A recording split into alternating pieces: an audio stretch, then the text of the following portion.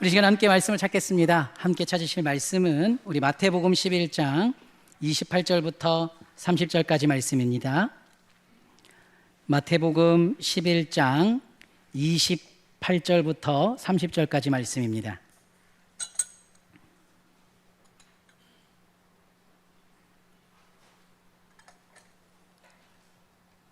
다 찾으셨습니까? 예. 그러면 우리 오늘은 합독하도록 하겠습니다. 우리 28절부터 30절까지 한 목소리로, 대신 천천히 읽어야 같이 읽을 수 있습니다. 우리 천천히 한 목소리로 한번 같이 읽겠습니다. 시작. 수고하고 무거운 짐진 자들아, 다 내게로 오라. 내가 너희를 쉬게 하리라. 나는 마음이 온유하고 겸손하니 나의 멍에를 메고 내게 배우라.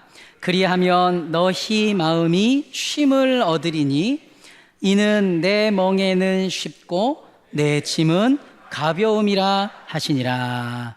아멘. 예, 오늘 제목 어떤 수고를 할 것인가 라는 제목으로 한번 말씀을 묵상하고자 합니다. 제가 PPT를 몇 가지 좀 준비해서 PPT를 보면서 함께 말씀을 나눠보려고 하는데요. 첫 번째 PPT 하나만 띄워주시죠. 제가 그냥 부호 하나를 준비해 왔습니다. 저게 뭘까요? 그렇죠. 다 아시죠? 쉼표입니다. 저 쉼표라고 하면 쉼표가 가지고 있는 의미들이 있죠. 문장 가운데서 쉼표가 오면 쉬었다 읽어라. 예, 그래서 저런 쉼표라는 것이 매우 중요하죠. 그래서 어떤 문장의 흐름들, 또 우리가 무엇던 것들의 흐름을 볼 때 이렇게 완급을 조절할 수 있는 그러한 것들이기 때문입니다. 그런데 또 쉼표가 의미하는 것 중에 또 하나는 쉼이라고도 말할 수 있을 것 같습니다. 여러분들 한 주간 살다 오셨는데 사실 좀 바쁘게 살다 오셨죠? 이게 도시 사람들일수록 좀 더 그렇더라고요. 그리고 우리 창원 도시 아닙니까? 그래가지고 저도 출퇴근할 때 보면은 어찌나 다들 그냥 바쁜지, 진짜 출퇴근할 때는 차가 뭐 10km밖에 안 되는 것 같은데도 막 거기 막 30-40분씩 걸리고요. 어마어마합니다. 근데 사람들이 그렇게 바쁘게 오고 가면서 그러면서 일과들을 감당하고 사는 것 같아요. 그러다 보니까 우리에게 이제 필요한 것, 그것이 뭘까 생각해 보면 저 쉼표가 주는 의미, 쉼이 우리에게 필요하다, 그렇게들 많이 말을 합니다. 참, 그래서 그거는 교회 안에서도 동일한 것 같고요. 뭐 우리 가정에서도 또는 사회에서도 내가 있는 곳 어디에서든지 간에 우리에게 잠시 멈춤, 그리고 그곳에서 얻을 수 있는 쉼과 안식, 이런 게 정말 매우 중요한 것 같아요. 여러분들은 어떻게 한 주간 지내시면서 바쁘게 살아오셨을 건데 그 가운데 충분한 쉼, 또 충분한 안식들이 또 있으셨나요? 어떻습니까? 아이고 뭔 소리고 힘들어 죽겠다 이렇습니까? 모르겠어요. 참 우리의 시대가 참 분주하고 바쁘게 지내는 것 같아요. 그래서 쉼이라는 것이 필요한데 참 오늘 말씀이 은혜가 됩니다. 그런 의미에서요.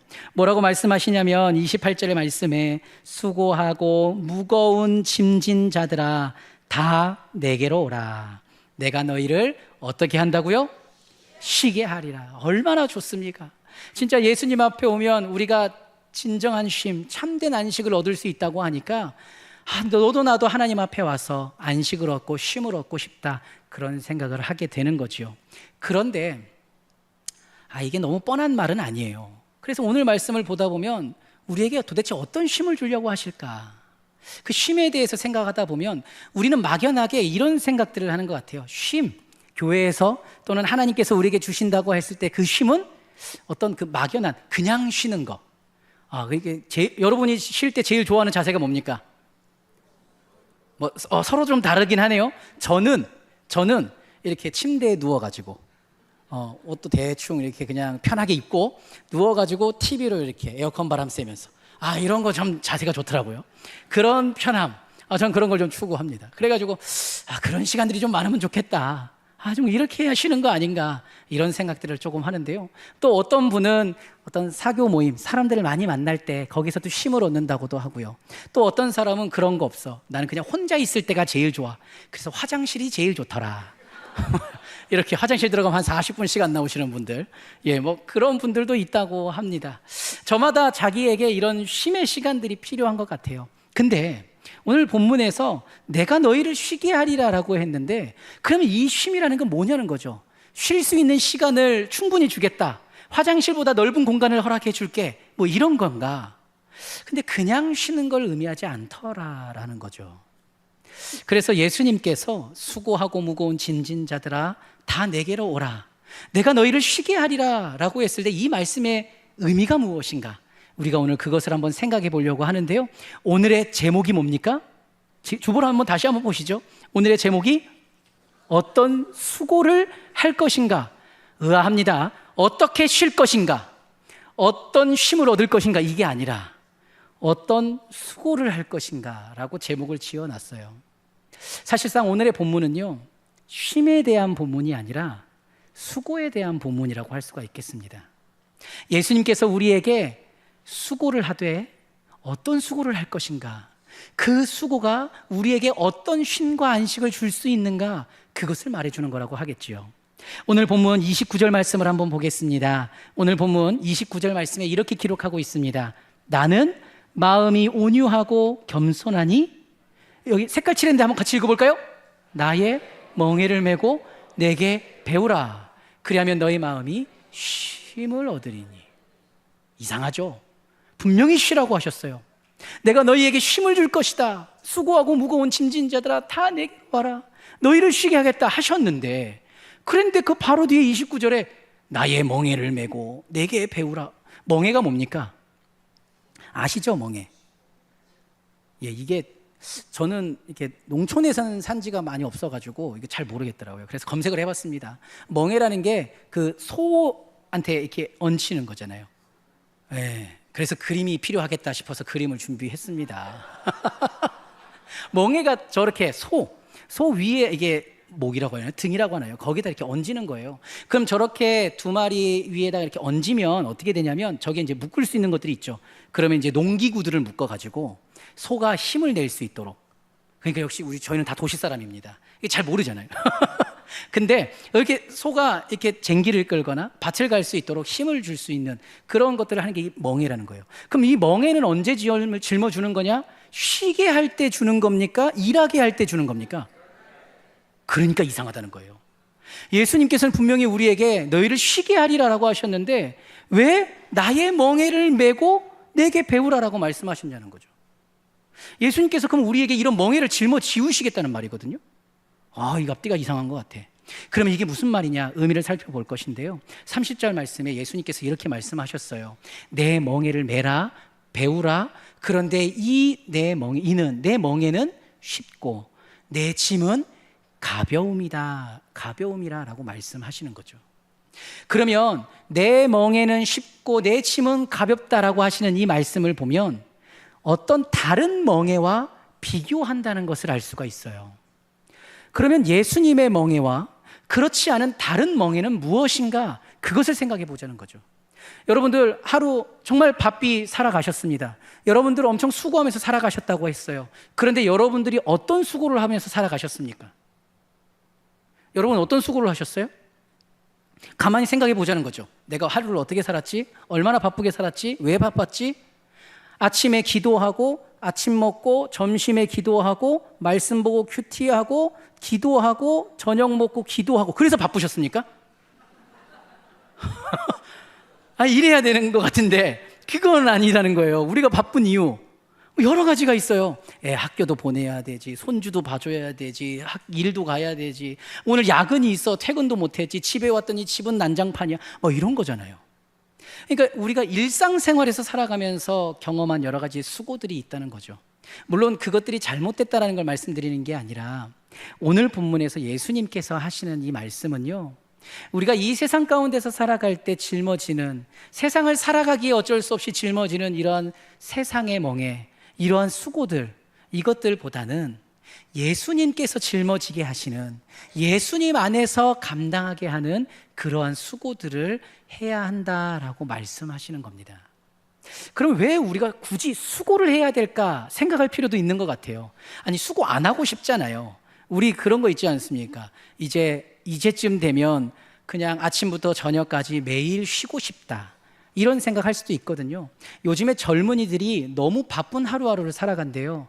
그래서 예전과는 조금 상황이 달라졌는지 아니면 그들의 마음이 달라졌는지 저는 잘 모르겠습니다.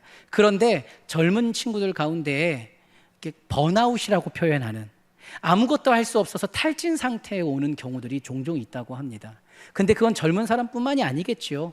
우리가 인생을 어느 정도 살아오신 분들도 나도 모르게 그런 어떤 무기력감 같은 것들이 찾아올 때가 있어요. 아무것도 못 하겠는 거죠.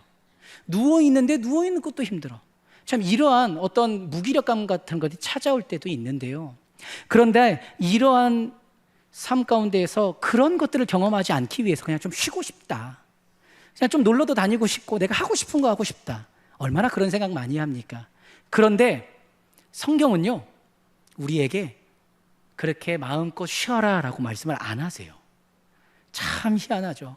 예수님께서는 쉼을 주시겠다고 말씀하시면서 우리에게 수고하라 라고 말씀하고 있거든요.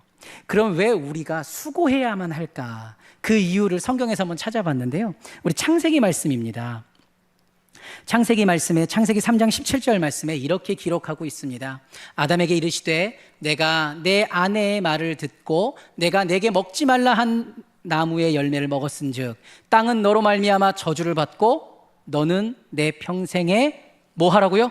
수고하여야 그 소산을 먹으리라 라고 기록하고 있습니다.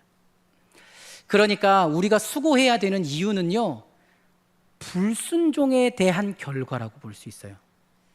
예수님께서 이 땅 가운데 아담과 하와를 창조하셨습니다. 그리고 이 땅 가운데에서 에덴 동산을 돌아보도록 하신 거예요.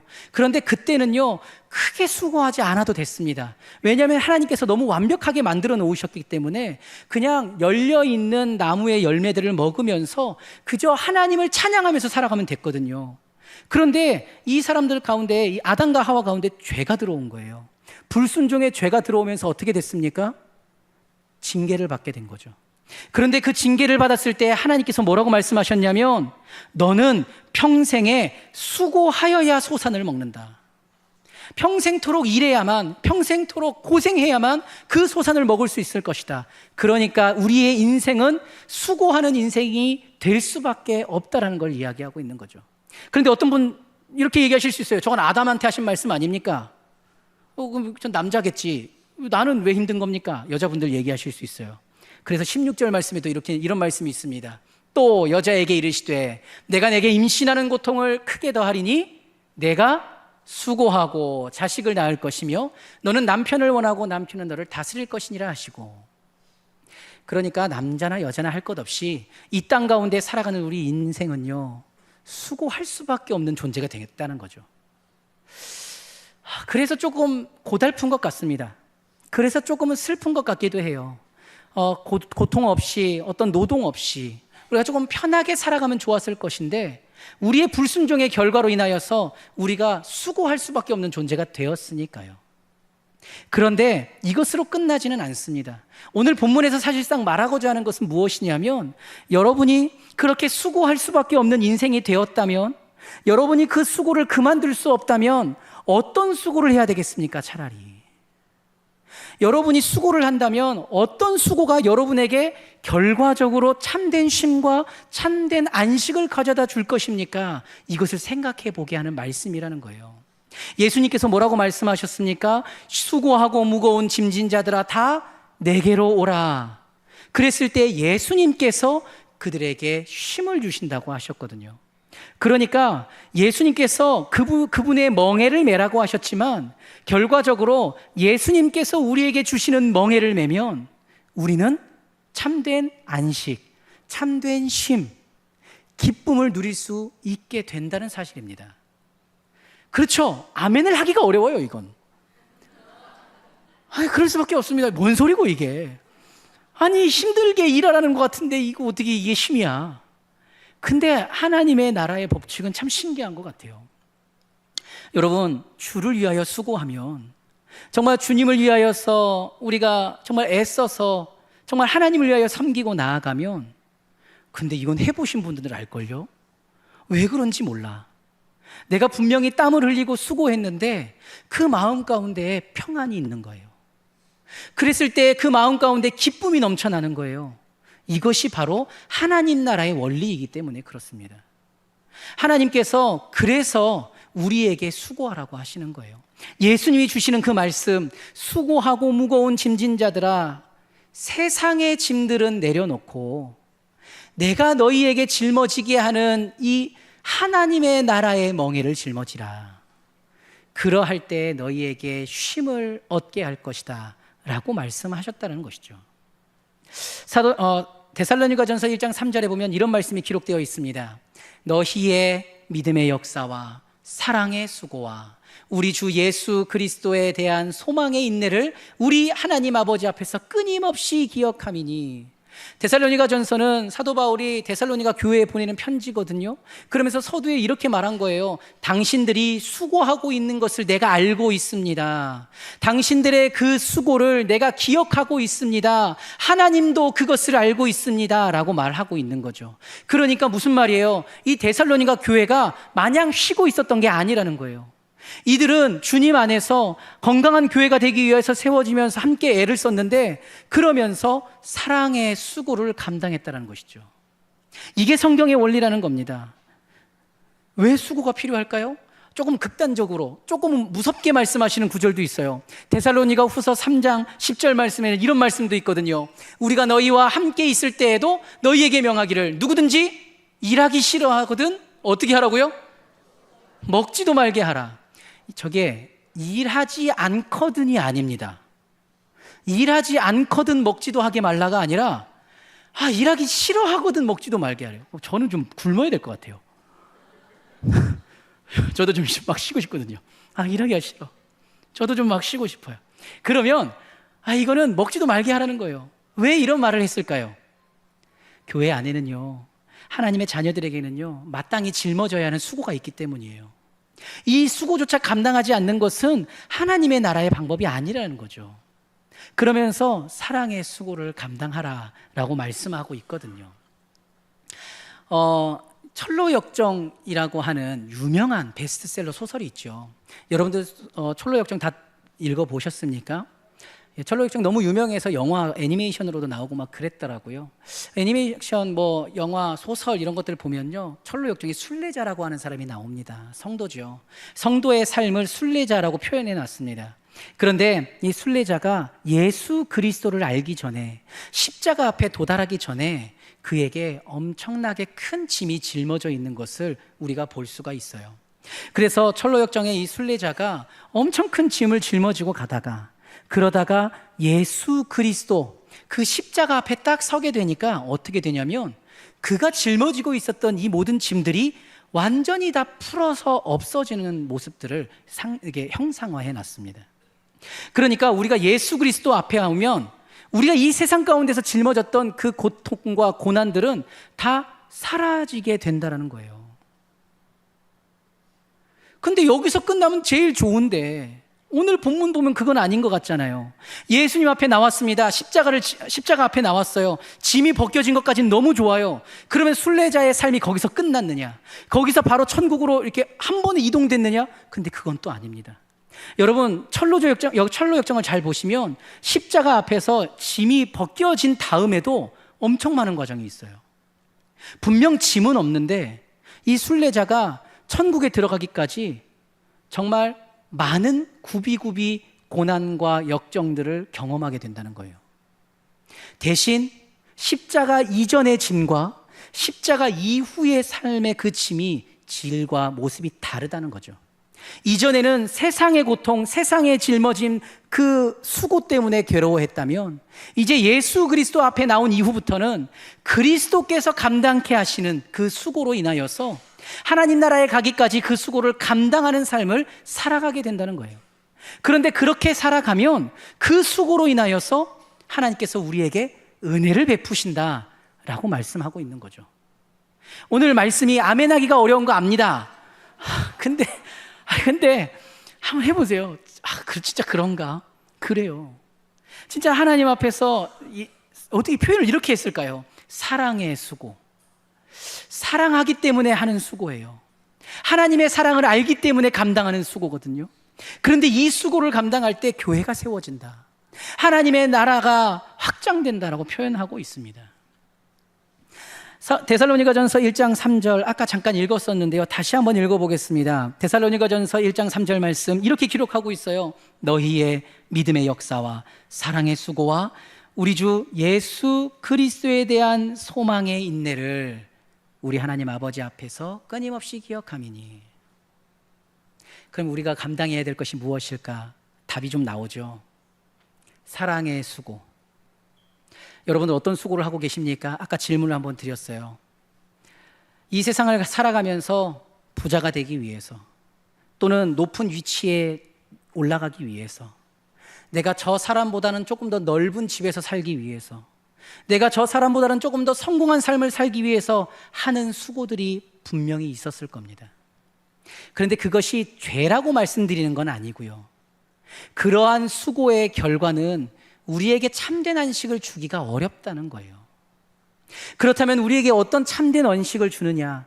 예수님께서 말씀하신 그 멍에, 예수님께서 우리에게 권고하신 그 수고는 사랑의 수고라는 거죠.